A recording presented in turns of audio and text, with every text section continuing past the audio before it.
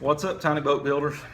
All right, so I did the initial video of my progress so far on the boat, and I commented on a guy's post last night on the Tiny Boat Nation Facebook page, and I showed how I did the floor braces, and you have to excuse my sweating, it's like 110 degrees in my garage right now. But I posted a picture of how I did that, and I know it was kind of complicated, so I wanted to go ahead and share a video because I've got one more floor brace to add, which will be the front. Let me flip this around. Okay, so you can see how I'm doing my floor braces. They are 1.5" tubing. Let's see, I've got this piece right here. You can see 1.5". Get it turned, there we go. This is actually a scrapyard find. I think it was from a metal awning or a carport or something like that. But I got 36 feet of it for $16. So I thought that was a pretty good deal. So anyway, I've got all of them in. I actually ran out of rivets. The rest of my rivets just came in today. I had to order them because I got the closed in to make sure that there would be no leaks. So I've got this one more to go in, which right here you can see the line. That's going to be the front of it, and that will be the front of my rear deck. Not going to be like a casting deck, but anyway. So what I did is I measured to where I wanted the front of it and made my line across, and I've already cut this piece to length, which happens to be like 26 5/8 on the inside. And then you can see it was powder coated white, the side that's going down against the boat. I took to the wire wheel on my bench grinder, and that will, I feel like, allow for better adhesion when I put the sealant between them. So then, since this is 1.5" tubing, I measured back 3/4 of an inch and drew a line all the way across, and that's going to be the line that I'm going to drill the holes on. So what I'll do is I'll drill the holes in the boat first, and what I've been doing on the rest of them is one hole in the middle of the outside sections here of the flat spots, since they're a little bit more narrow, and then the two in the middle are a little bit wider, so I'm doing 2 holes on those. So there'll be 6 rivets total per floor brace. So I'm going to go ahead and drill the holes, and then I'll take a wire wheel around those holes to clean up the metal, and there again, that'll allow for better adhesion, and then I will restart the video here and show you from there on. Okay, so here's what I was talking about. Each narrow area on each side, I drilled 1 hole in the center. The wider spots, I drilled 2 holes on my center mark line. So now from this point, I'm going to add some sealant around each hole, and then I will lay this piece that I've already took the wire wheel to that side, and I will lay it directly on top there, making sure that my line here is at the front of that brace all the way across, so that'll have it good and square. So let me show you this right here. Let's get this out of the way. And the sealant that I'm using, I told you in the last video, but I'll show it to you again. It's the DAP Extreme Stretch. Stretches up to 600%, seals joints up to 3 inches, and is premium crack proof.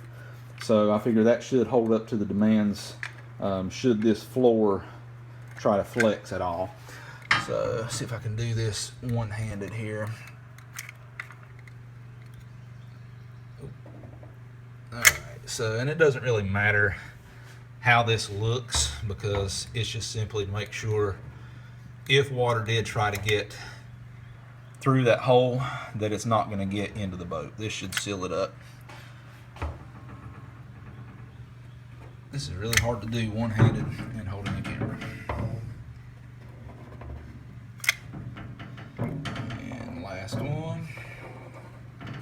Okay. Now now that I've got that done, I'll take this piece. Let's see, let me get in the front so you can kind of see it. Line up that stripe, and that is pretty close. Move that just a little bit. Okay, so now, and you can see I've got a gap right here, but it's not a big deal because my next step, I have this piece of angle iron. It's actually an old bed frame that I had on hand that just happened to be the width of this boat. So you can see I placed it directly over top of that joist that I just put in. And from here, I had to come up with this for doing it by myself because I didn't have anybody to hold that floor brace in place while I flipped the boat over. So this is what I came up with. I've got these clamps and spreaders that are from Harbor Freight. I think they're like $3 each. These will clamp up to 12 inches, and I think they spread up to like 18, but they've got different sizes on those. So I've got 2 of them set up as clamps and 2 as spreaders. So I take the clamps first and come right here on the side of the boat. See if I can do this. And clamp that piece of angle to it. And then the same thing over on the other side. Make sure that I'm still lined up with it. Bring this back just a little bit. Right there.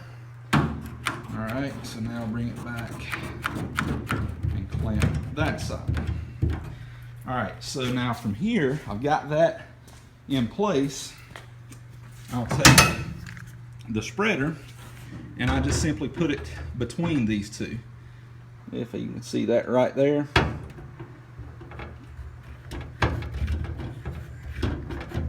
And once you get it some tension on it, it'll quit moving around. So then just give it a couple pumps on the handle there. Same way over on the other side.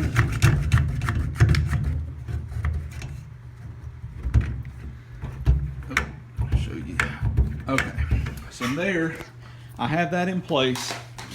These clamps are pushing against the angle and pushing my floor joist or floor support down to the bottom of the boat. So now I have the gaps that are still there, but when I flip the boat over, I will drill through the holes that I've already drilled in the boat into my floor support. And then as flexible as that floor is, I just simply push it against it before I put my rivet in. So let me get the boat flipped and we will continue. Okay, so I have the boat flipped over. You can see here, there, there, and there, the holes that I've already drilled into the boat. When you flip it, if you have a burr like that on the edge of the hole, you can either take a file or a wire wheel on a grinder and it will get that burr right off of there.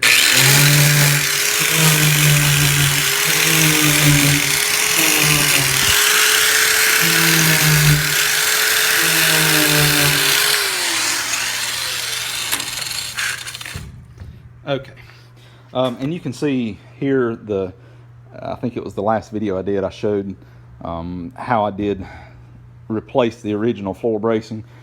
So there's the rivets. All these are closed in. You can see I still have a few where I ran out of rivets that I have to go back and put in, so I'm going to do that as soon as I get done with this video. But anyway, so now that that's done, I take my drill bit, go straight down, and actually I'm going to have to put the phone down to do this, but you can see that the boat flexes quite a bit. So I like to hold it down so that the boat hull is as close to the metal as possible, to the floor support, and that way it's going to line up really good. So then I continue to hold pressure while I put a pop rivet in place. So let me get one of those done and I will come back to you. All right, I'm going to try to stand my phone up right here so you can so I can see, or so you can see rather, what I'm doing. Okay, so I got one rivet in place here, and I thought I'd go ahead and do the others like this. So like I said, I pushed down here. That puts the hull of the boat right next to the floor support. Go through the existing hole that I've already drilled. Get that hole drilled into the floor support. Then I grab a rivet, get it into the hole.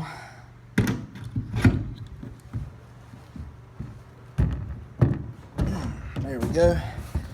And these are really tight. I got 3/16 rivets, and I'm using, of course, a 3/16 drill bit, but it's really tight, which is good.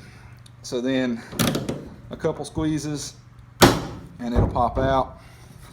And like I said, I think it was in the last video, I am using closed in rivets.